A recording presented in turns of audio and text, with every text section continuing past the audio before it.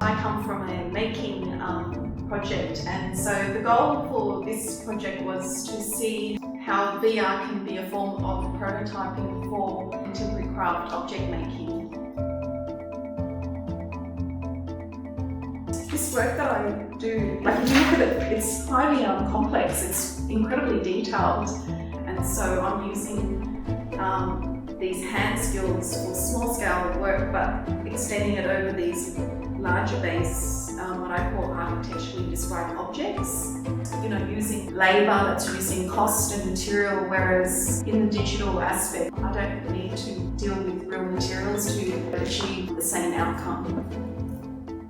It just helps Vic to see the result faster than actually making it by hand, and it avoids errors before she actually gets to making.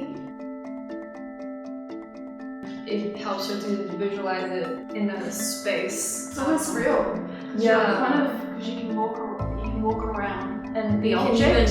You can see like opportunity of this object in many different places. For example, it as a sculpture, just a playground or like a floating element.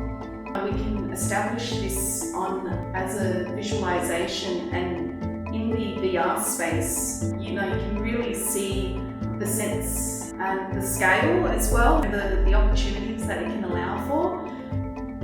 I've learned about like VR and AR from my interaction course, but I never get to like use it. It's just all like research based.